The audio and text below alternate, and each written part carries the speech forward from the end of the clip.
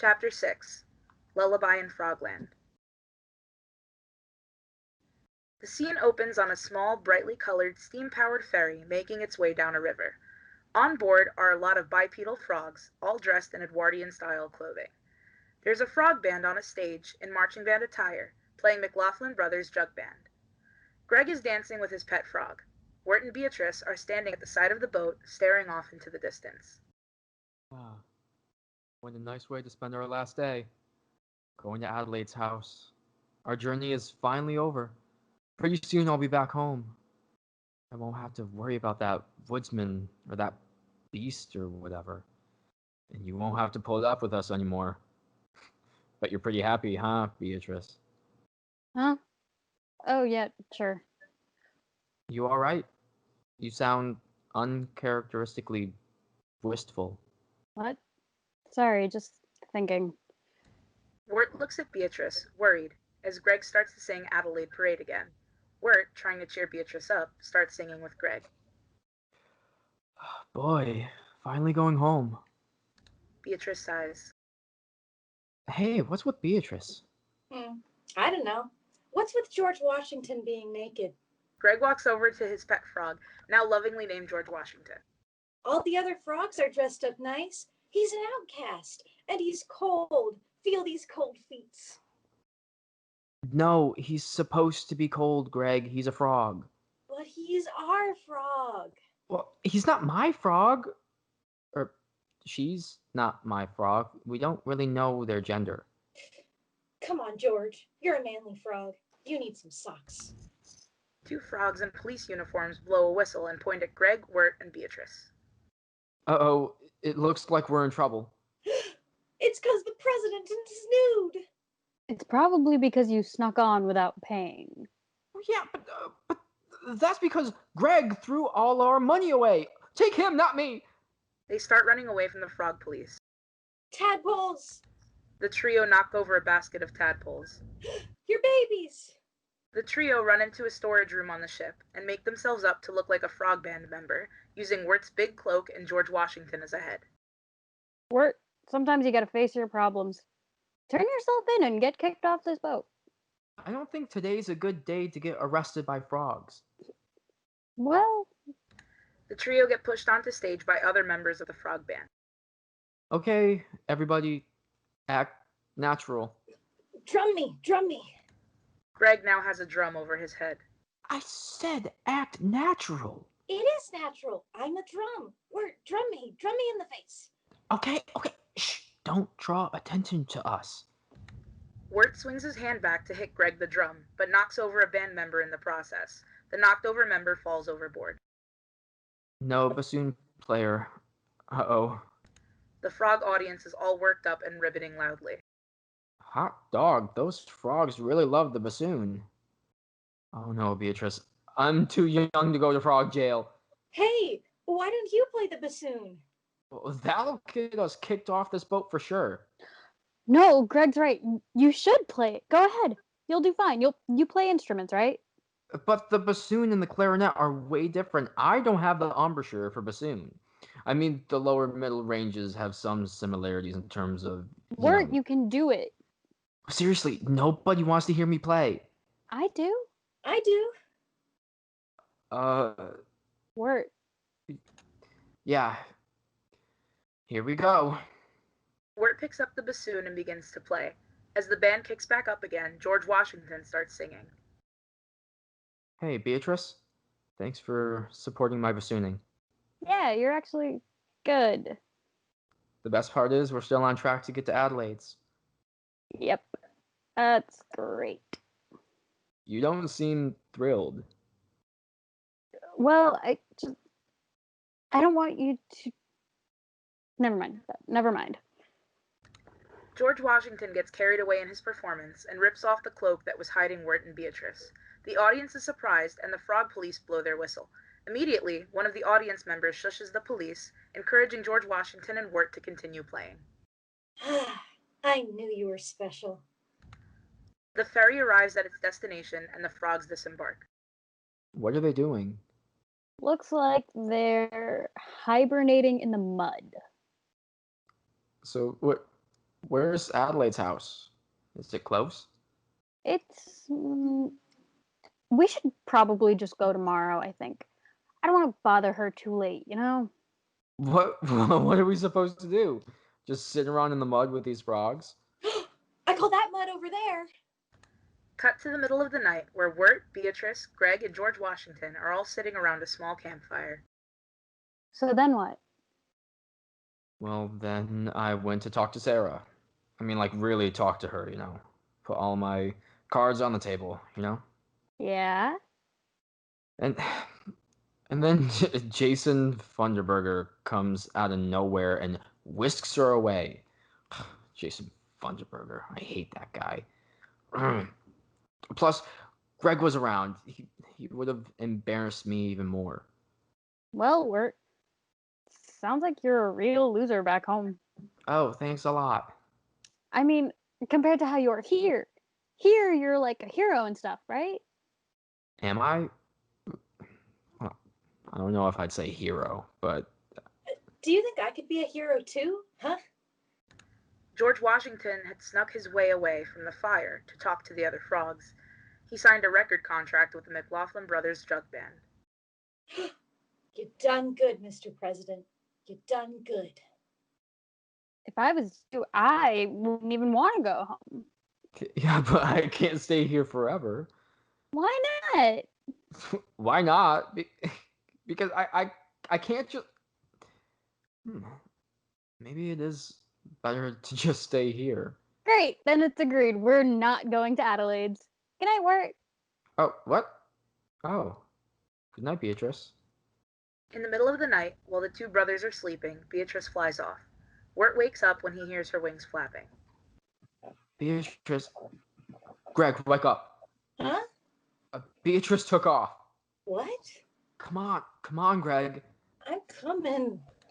Beatrice flies down a chimney and into the home of a lady who is weaving string with her fingers. Her cheeks are sunken in, there are heavy bags under her eyes, and her pupils are tiny. The room is dark, save for the few candles around the room. All the windows and doors are closed. Close the flue. That fresh air does simply gruesome things to my tender, delicate skin. Adelaide, we need to talk. Did you bring me what I asked for? I found two brothers lost in the woods, but I can't give them to you, Adelaide. They need to go home. Nonsense! I'll give them a wonderful home here. That's what you said, but Can't you see? I'm sick and helpless. I'm all alone in the world. I want a child servant. servant, I thought you just wanted some yard work done. Our arrangement was for you to bring me a child servant, and then I give you the scissors. Adelaide pulls out a pair of gold scissors with intricate bluebird engraving on the handles. To snip, snip, snip your family's wings away to make them human again. What if I became your servant? I need a big, strong child. You can turn me into a human, can't you? Oh, yes, the scissors. Yeah, so give me the scissors and I'll go help my family. The door opens and Greg and Wirt are standing there. Wirt! Close the door or I'll catch my death of cold. What's going on? You shouldn't be here. Adelaide? Welcome home, children. Adelaide pulls on a rope which entangles Wirt and Greg in a web of yarn. Beatrice. What? I But I thought we were friends. Now you're mine. And once I fill their heads with wool, they'll become just like little sheep and follow my every command. All along, you've been leading us to this crazy lady? I do as he commands. The voice of the night, the beast of eternal darkness. Beatrice shoves open a small window which blows out the candles in the room. What are you doing? Ah, the night air is poisonous. breathe it in, lady. Wirt, Greg, let's go. The deadly air. Adelaide starts to wither away, her skin sinking deeper and deeper into her skull and carefully draping her every bone. Jeez, she wasn't kidding. Beatrice looks over as Adelaide melts to notice that Greg and Wirt are no longer tied up in the yarn web. Wirt? Greg, Wirt, it wasn't what it looked like. I was just, please come back. Wirt and Greg are traveling along a foggy road in the woods, similar to how we had first met them. Wirt, what about Beatrice? I shouldn't have trusted anyone. Huh? Benjamin Franklin. Greg hears a ribbit, runs over and hugs his pet frog, who is now named Benjamin Franklin. Hurry up, Greg. Fade to black, end of episode 6.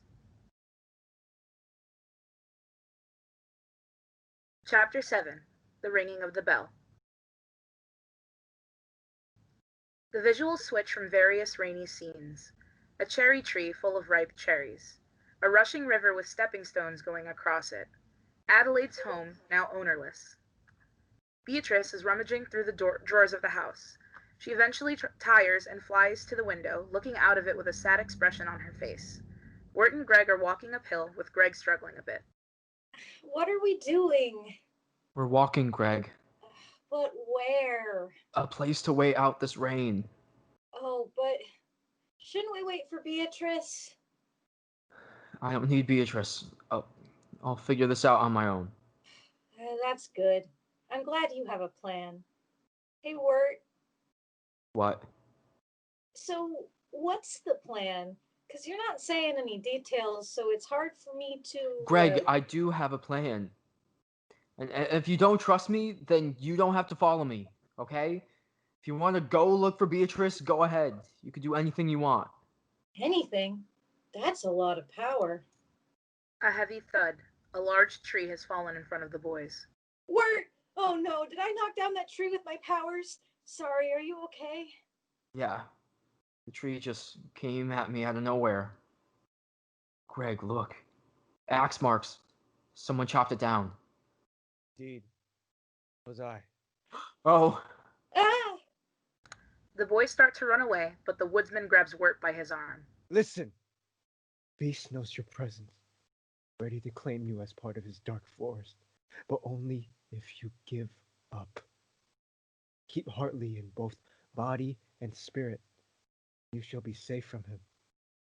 While Iller is hoping, life shall pass into his crooked hands. Wirt kicks the lantern the woodsman was holding and runs off further into the forest with Greg. Ah, children! Please, heed my warning. Boys, beware the beast! Woodsman, we should talk. I think we lost him. You got him with the old kickaroo. See? I got it under control.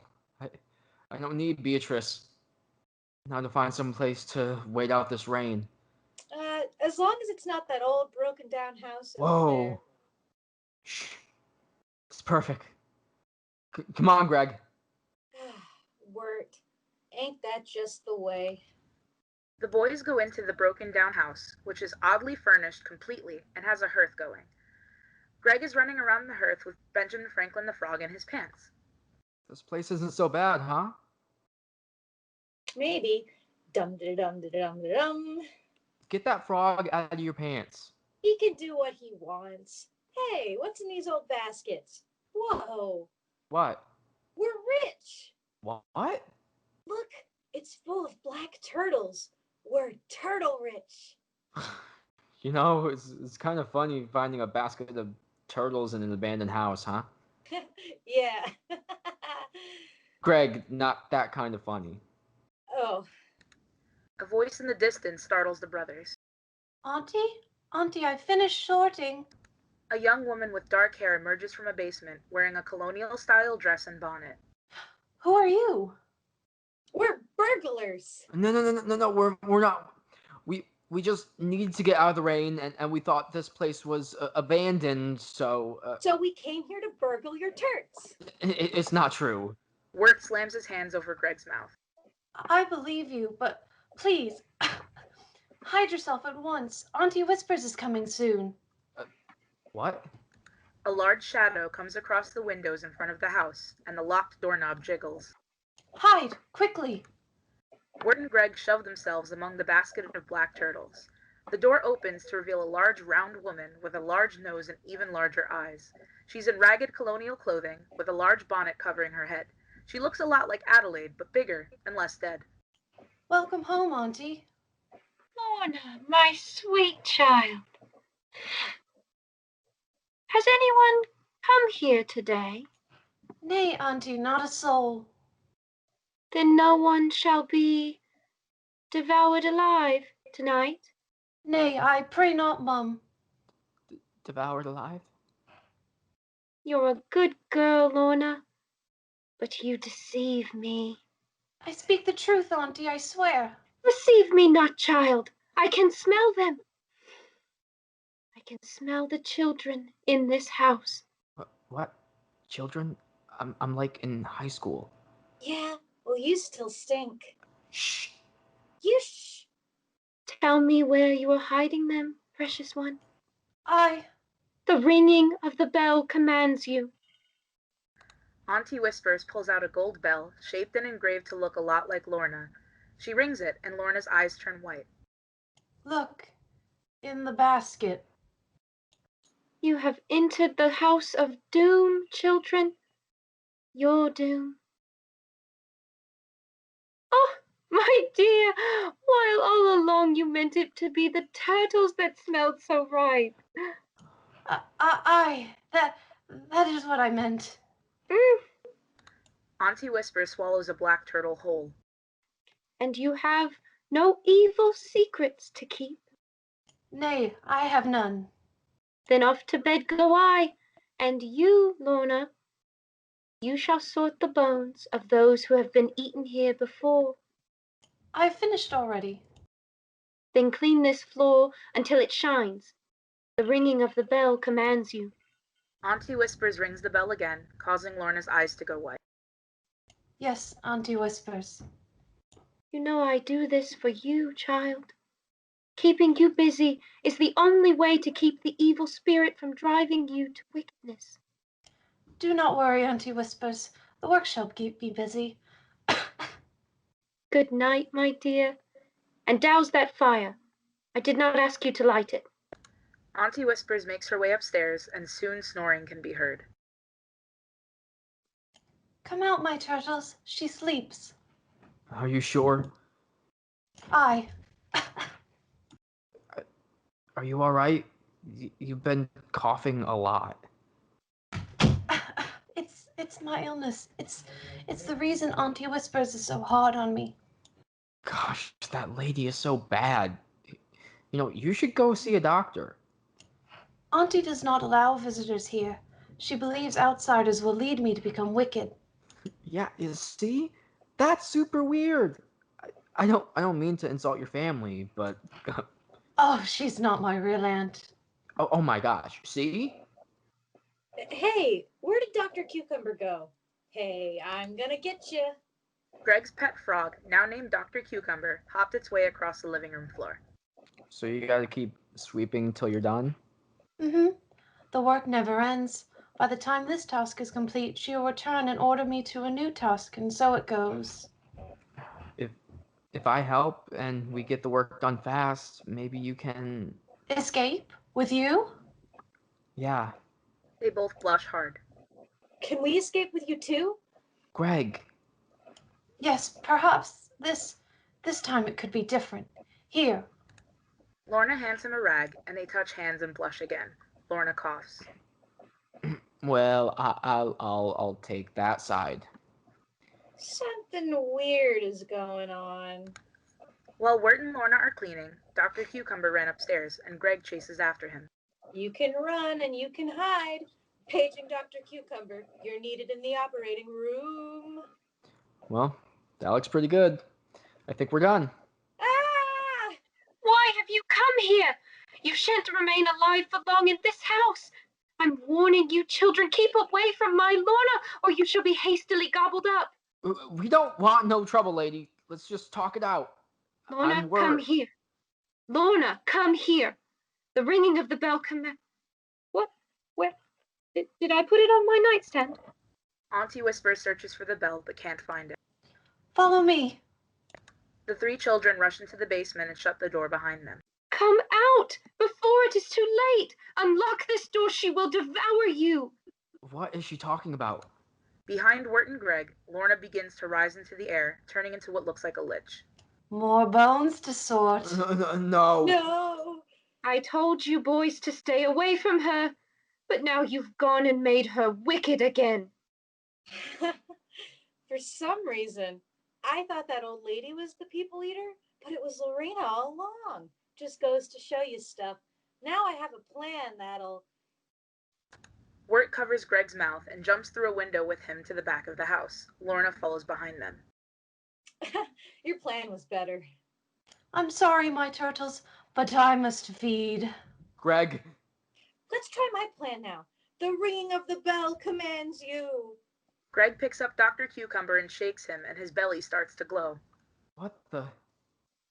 Oh, he ate the witch's magic bell when he... Fine, do something. Oh, I command you to... The spirit compels me. transform into a magical tiger. Wirt grabs Dr. Cucumber from Greg and starts to shake the frog himself. The ringing of the bell commands you to stop making Lorna do bad stuff, spirit. And also, go away and don't come back. Lorna's eyes glow brighter and brighter until, in a burst of light, Lorna's weakened body falls to the ground. Lorna. Wirt, look! The spirit, now having left Lorna's body, travels its way far from the boys and Lorna. Lorna. Wirt, you saved me. Lorna? Oh, my Lorna. Auntie Whispers? I They thought they'd embrace. stolen you away. No, Auntie, they saved me. They banished the evil spirit with the power of the bell. You can have it back after Greg Jr. goes to the bathroom. Oh, Lorna, that's wonderful, dear. Auntie Whispers, what's wrong? Well, now that you're cured, you won't be needing old Auntie Whispers anymore to look after you. Oh, Auntie, no, I would never leave you. You are my family. Lorna and Auntie Whispers embrace. Thank you so much, Wirt. And a bit of advice.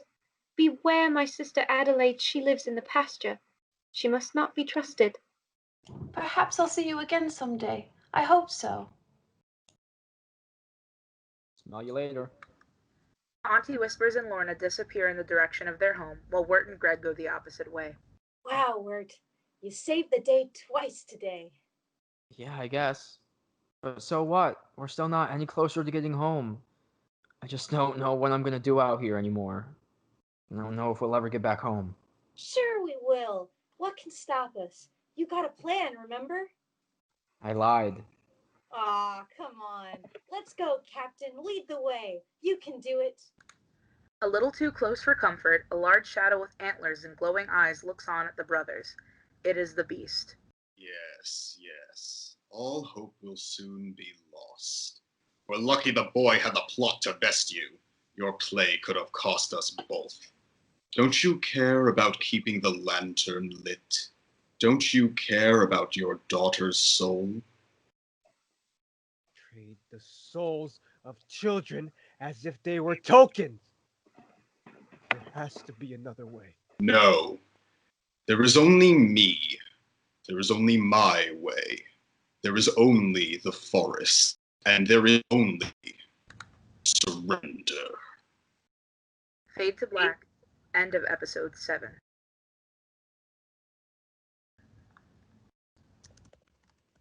Chapter 8.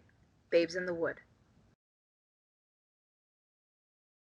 Opening on a visual of thick fog. Tree branches that are just starting to lose their leaves.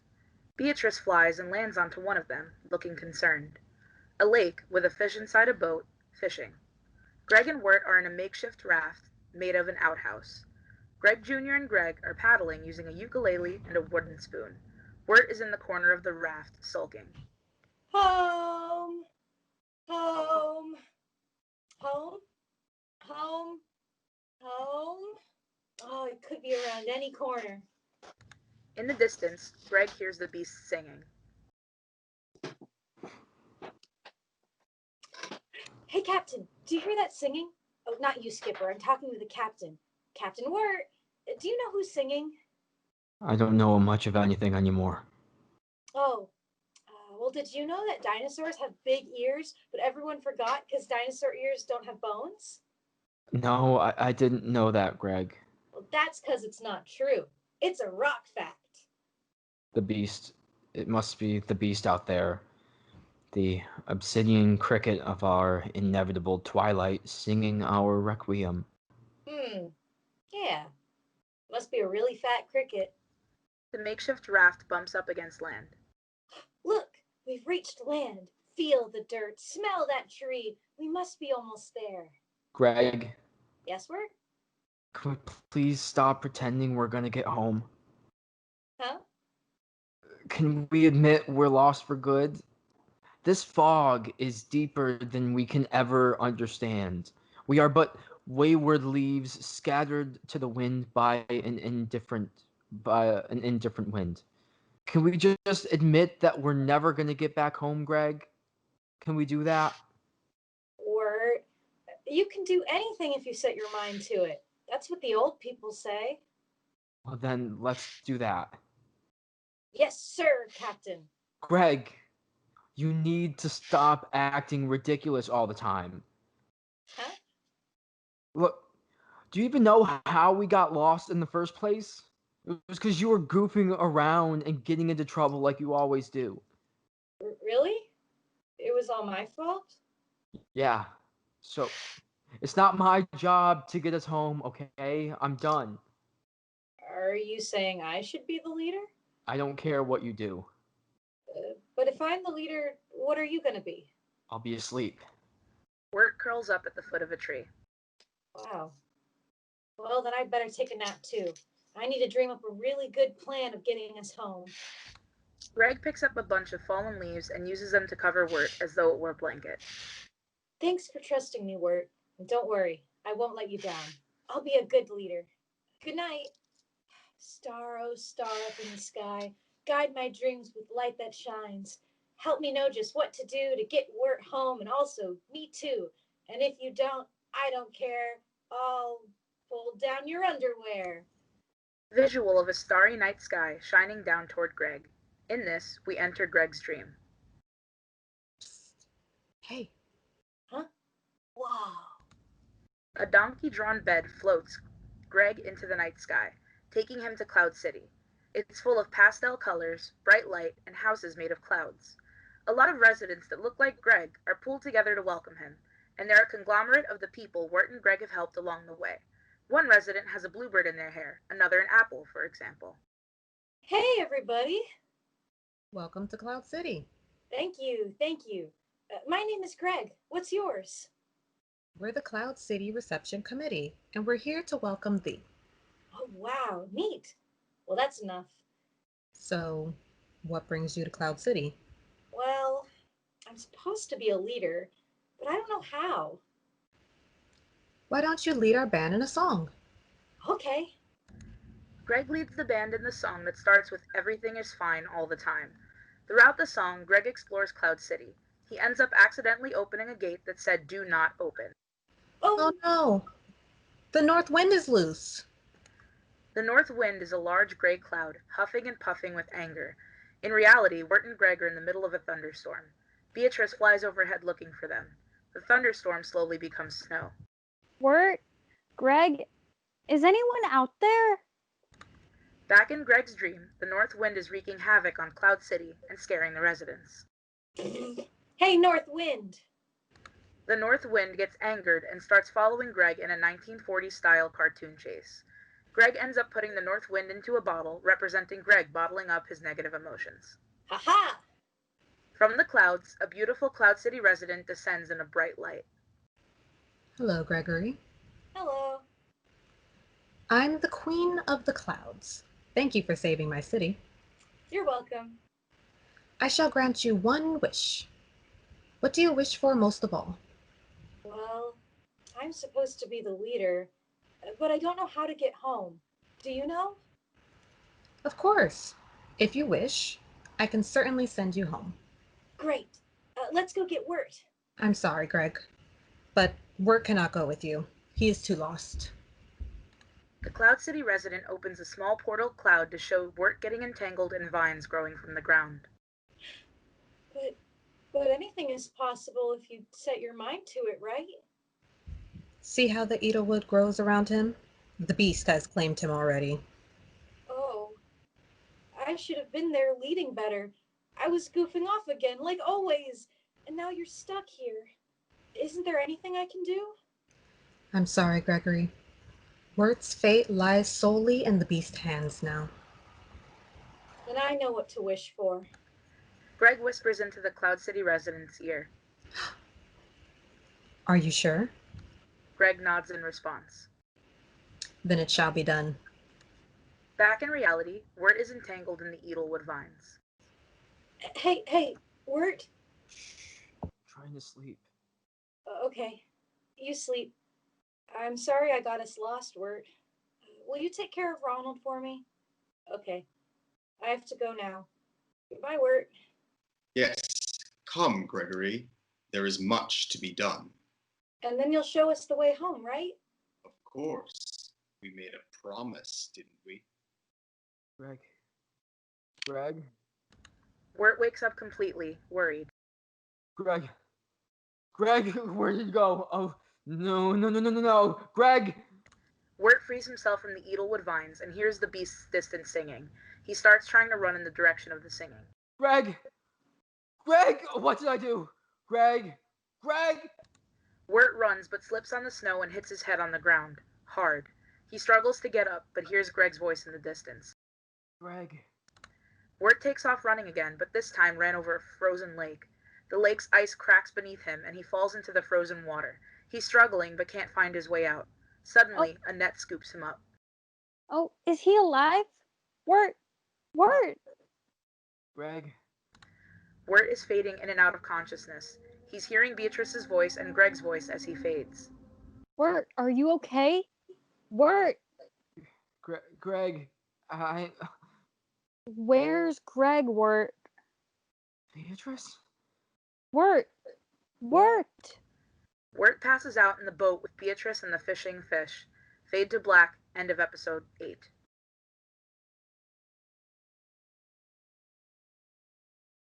Chapter 9, Into the Unknown.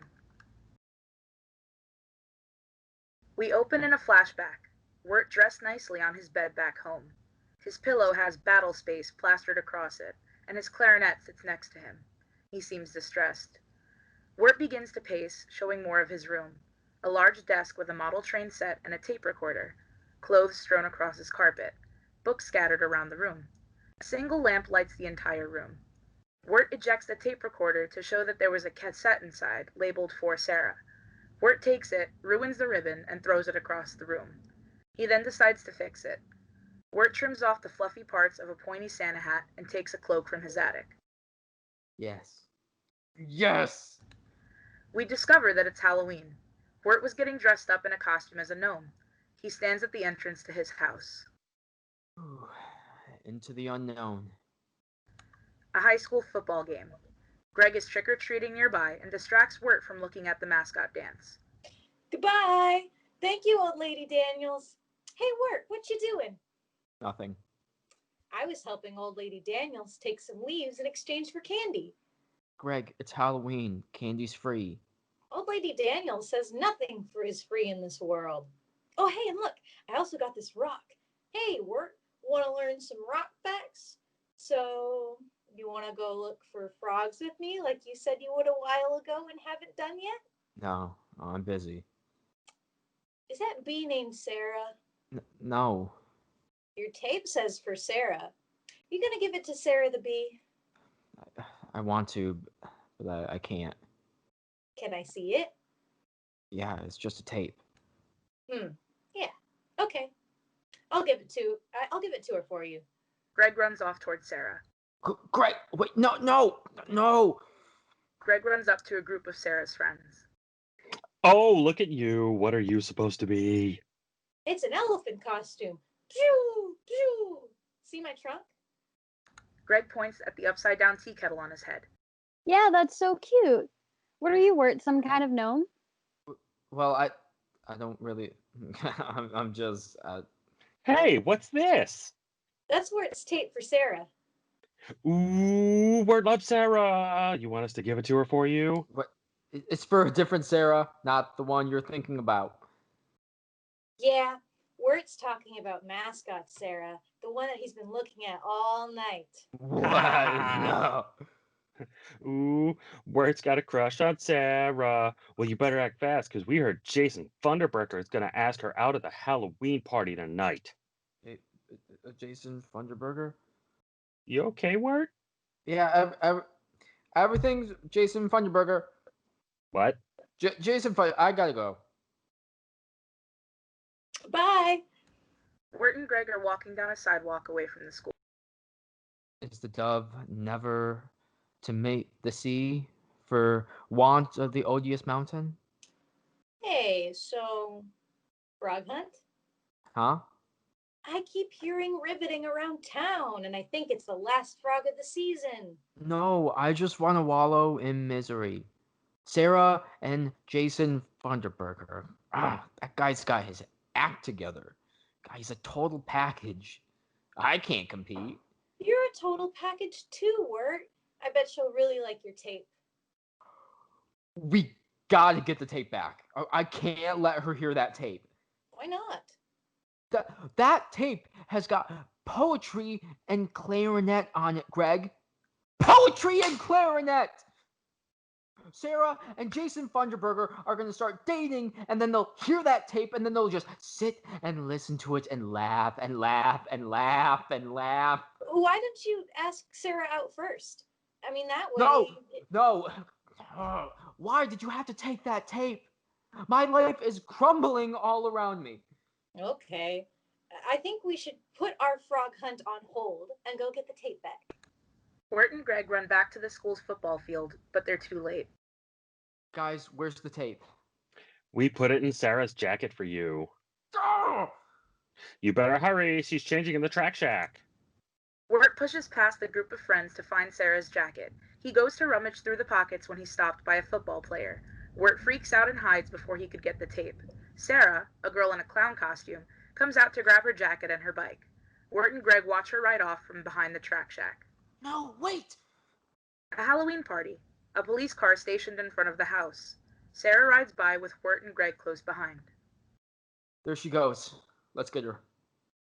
Yeah, let's get her. No, we're not gonna get her like that. What are we doing? We're just gonna get the tape back. Oh, yeah. Let's go in after her. I can't. I wasn't invited to this party. Oh, I'll go in.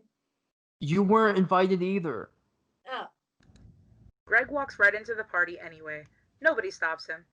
Wirt runs up to a window to see what Greg is up to. Greg is conversing with a group of teens. Why are you talking to them? Greg points to the window Wirt is looking through, and the whole party turns to see him. Hey guys, I don't know what he said, but it wasn't true. The whole party says a kind hello to Wirt, seemingly excited that he's there. Oh, hello. Yeah, well, see you around, guys. Wirt backs out of the room. In another room, Sara is talking to someone with a drink in her hand. Yeah, I used to be really good at ballet, but my mom wanted me to be a wrestler. Wirt bumps into Sara. Oh, Wirt, you're here. Well, yeah. I was just asking if you were here. Oh, wow. Oh, hey, we're gonna go to the graveyard. Oh, are you gonna do something there? Nah, we're just gonna hang out and drink age-appropriate drinks. Like juice? Yeah, and whatever. Age-appropriate stuff that's not illegal. Hey, you should come. In walks Jason Funderberker, a small, nerdy boy. He has his hair combed back in such a way that his head seems much larger than it actually is. Hey, Sara. Are you ready to go? Hey, Jason Funderberker. Oh, hey, Wirt. Let's go, Sara. You coming, Wirt? No, you go. Have fun with Jason Funderberker. Okay, but if you want to stop by later or something? Bye, Wirt. Sayonara, Jason Funderberker. Wirt looks over to the table to see that Sara has left her jacket. Sara walks back in to see Wirt holding it and takes it from him. My jacket! Thanks, Wirt. Well, see ya. Hopefully. Bye. Sara and Jason Funderberker leave the party. The visual changes to an eerie-looking graveyard. Sara, Yeah? do you believe in ghosts? Why? Because there's one right behind you. I'm just kidding. It's okay, Funderberker. Wirt and Greg are following close behind Sara, Jason Funderberker, and their group of friends. Come on. Greg hears a frog in the distance. Wirt, you tricked me. I didn't know this was a frog hunt all along. It was never a frog hunt. A witch's gathering. Wirt and Greg hide behind tombstones to spy on the group. Everybody loves Funderberker. What do I do? I'll pretend to be a dead elephant and distract them while you get the tape. Please just stay here. Jason Funderberker is cracking jokes to the group and puts his hand over Sara's. Wirt gets angry over this and starts to shake. Go, Greg. Do it. Okay. You can let go of my hand now. Oh, yeah. You can hold my hand, Funderberker. I don't care.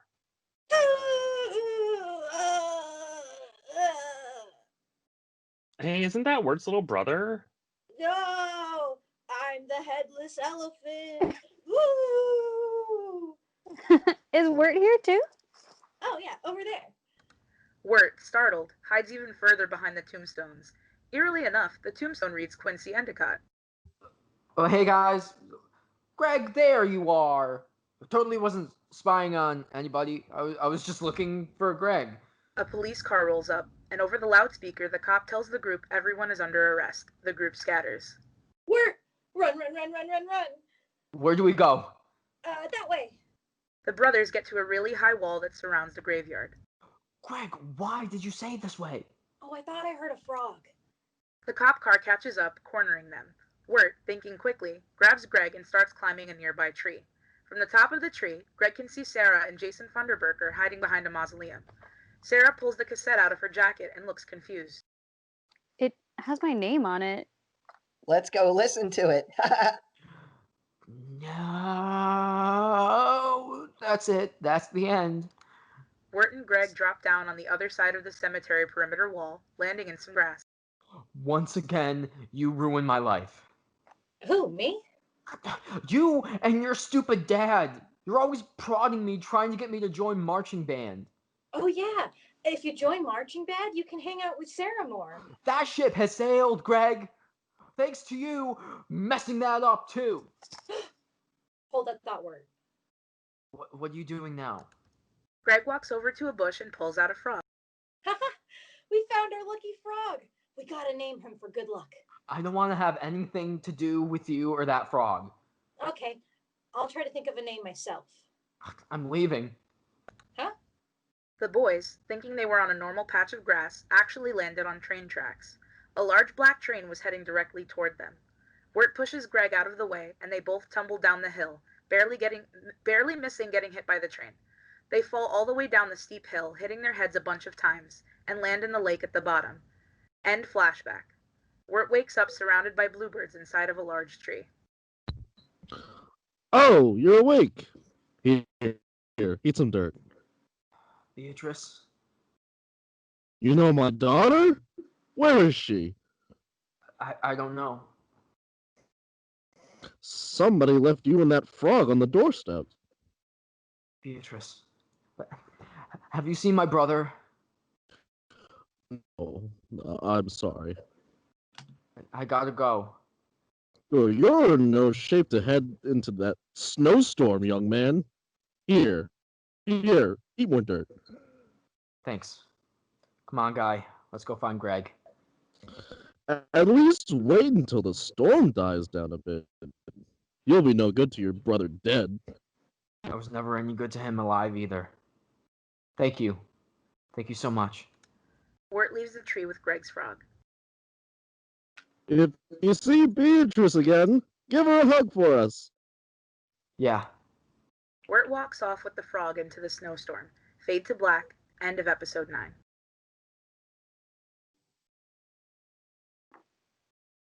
Chapter 10. The Unknown. The scene opens with Beatrice flying furiously over the forest in a snowstorm, trying to find Greg. She sees him in the distance and gets even more worried. Greg? Did you fetch for me the golden comb? Will that work? This is a honeycomb. Golden comb of honey. Greg! The wind, now incredibly strong, pushes Beatrice off course and causes her to lose sight of Greg. Never mind that, Gregory. You've brought me the first two items, a golden comb and a spool of silver thread. It's a spider web on a stick. Now I want the sun. This is the first time we get a good look at Greg. He is much paler than we've ever seen him. His eyes have deep, dark bags under them, and his hair is disheveled. The sun? Here, lure the sun out of the sky and into this china cup. Well, that sounds impossible. Anything is possible if you set your mind to it, right? But hurry, the sun will be setting soon, and you... Oh, hey, that's it. Greg places the china cup on a tree stump. He turns it and looks back at the beast, who is still cloaked in shadow. See? That old sun is going right down in this old cup. You have figured it out, and I thought you might give up. Give up? I'll never give up. Just gotta wait. Just gotta wait. Yes, just sit there in the cold and wait. Meanwhile, Wirt is still carrying Greg's frog through the snowstorm, lost as ever. In the distance, he spots a screaming bird. What the? Beatrice? Wirt! Beatrice! What are you doing out here? I saw Greg. What? I saw Greg. He was with someone. This way. Wait, Beatrice, you should go home. I can't. Not yet. Not until Greg is safe. Okay. We should hurry. I think it was that way. Thank you, Beatrice. Wirt, now carrying Greg's frog and Beatrice, heads off to the direction Beatrice pointed him. Back at the old grist mill, the woodsman is searching for his home and edelwood pieces to fuel his lantern. Oh, here! Elderwood, you see? This will give us some oil, won't it? Yes, we'll keep that light of yours shining, won't we? Come on. In the distance, the woodsman can hear the beast singing. He heads in the direction of the sound. Woodsman, I knew you would come. I have something for you. The woodsman passes his lantern near what the beast is pointing at to reveal Greg, encased in the beginnings of an edelwood tree. What have you done? I've given you another edelwood. No! He will burn nicely in the lantern. No. I won't do this. You've been grinding up lost souls for years. I didn't know. I didn't know this is where elderwood trees come from. And would it have mattered? Would you have just let your daughter's spirit burn out forever? Feed the lantern. No. I suppose after all these years, you simply don't care for her anymore. Hold your tongue, and I'll remove it from your mouth. Do not speak of my daughter. She would not wish this. Let's get you free. The woodsman starts detangling Greg from the encasement, putting down his lantern. The beast tries to snatch up the lantern, but the woodsman stops him by slamming down his axe in front of it. I only wish to help you, woodsman. You need oil, or else your daughter will. I told you to hold your tongue! The woodsman rushes after the beast, the two engaging in a flurry of axe swings and dodging. They leave Greg behind. Greg! Greg! I thought it was this way. A light. A lantern? Looks like the woodsman's. Wirt picks up the lantern and scans the area. The snow is strewn about, showing a struggle. Whoa, what happened here? Wirt scans a little further and sees Greg trapped in the edelwood vines. Greg! Greg, are you okay? Wirt? Oh, Greg. Wirt, I did it. I beat the beast. Greg starts to cough, and a few edelwood leaves come out of his mouth. Oh, geez, leaves are even growing inside of him. No, I was just eating leaves. I'm sorry, Wirt. No, Greg. It's my fault we ended up here. Everything's been my fault. I should have been more...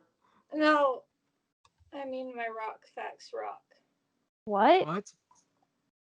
I stole it, Wirt. I stole it from Miss Daniel's garden. I'm a stealer. That's a rock fact. What? No, Greg, that doesn't matter. It does matter. You have to return it for me, okay? No, you can give it to her yourself. Come on. We gotta get Jason Funderberker home, right? Jason Funderberker. The perfect frog name. Greg passes out. Greg. Let's get him out of this. Come on. Yeah. Wirt tries to pull on the vines, but he can't. Come on. It's gonna be fine, Wirt. Behind them, the woodsman collapses to the ground. Give me my lantern. Your lantern? No way. We need this thing. Yeah, I'm keeping this. I have to get Greg home. Your brother is too weak to go home. He will soon become part of my forest. I won't let that happen. Well then, perhaps we better make a deal. A deal? I can put his spirit in the lantern. As long as the flame stays lit, he will live on inside. Take on the task of lantern bearer, or watch your brother perish. Come here. Okay. Wirt! Wait, that's dumb. What? That's dumb. I'm not just gonna wander around the woods for the rest of my life. I'm trying to help you. You're not trying to help me. You have some weird obsession with keeping this lantern lit. It's almost like your soul is in this lantern. Are you ready to see true darkness? Are you? Wirt attempts to blow out the lantern. Don't! Here, Woodsman. I've got my own problems to take care of. This one's yours. My brother and I are going home. She was never in the lantern, was she, Beast? Listen, Woodsman, listen to me. Wirt frees Greg with the woodsman's axe and carries him on his back. Wirt. Come with us. I gotta go home too. Admit to my family it's my fault they're bluebirds. Wirt pulls out a pair of golden bird scissors from his cloak. What? The scissors. That'll make your family human again. You had them all along? I used them to escape Adelaide's, and then, yeah, I was sort of mad at you. Oh, you wonderful mistake of nature. Beatrice flies over to Wirt's face and embraces him with her wings. You see, Woodsman, all who perish here will become trees for the lantern. Cut them down with your axe. Go, now! The woodsman whips around with the lantern to see the beast's true form. His entire body is made of edelwood. The twisting knots and snarls look like corrupted faces of those who have perished in these woods. Upon seeing this, the woodsman opens the face of the lantern to expose the flame. Stop! You'll never see your daughter again, Woodsman. Are you really ready to go back to that empty house? No. Woodsman! The woodsman, crying, blows out the lantern. Goodbye, Beatrice. Goodbye, Wirt. In reality, Wirt wakes up in the lake that he and Greg fell into during the flashback. He swims to grab Greg and Jason Funderberker the frog before surfacing with them. He makes it to land to see a flashlight heading his way before collapsing. Help. Wirt. The two brothers are put into an ambulance and taken to the hospital. Wirt wakes up to Sara hovering over him. Wirt. Wirt, are you okay? Can you see me, Wirt? Where am I? Hospital. Hospital? Greg. Where's Greg? And then, Wirt. I was telling them about the time we almost got hit by a... Oh, you were there too. Jason Funderberker. Me? Not you. Jason Funderberker, my frog. Our frog. Our frog. Our frog? No, not your frog. Hey, so, about this. Sara holds out the cassette. Yeah, so I don't have a tape player, so Yeah. so maybe we can listen to this. You can listen to it at my house, yes. Maybe we should listen to some other tapes first, though, and sort of work our way to this one. This one's a little bit You can listen to it. And so the story is complete, and everyone is satisfied with the ending, and so on and so forth, and yet, over the garden wall. A visual of the woodsman sitting on the porch of his home when his front door opens. His daughter was alive this whole time, waiting for him at home. Lorna and Auntie Whispers share tea. Lady Marguerite looks at a painting of Quincy Endicott and Fred the horse, while placing dolls of Greg, Wirt, and Beatrice on her mantel. Jimmy Brown, father, and Miss Langtree are attending the circus. The Pottsfield residents are asleep in their large barn. A young lady in a blue dress stares out of a window.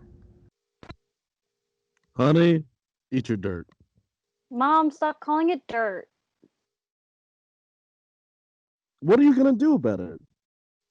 Turn us into bluebirds again? Mom. Now eat your dirt. The loveliest lies of all. The end.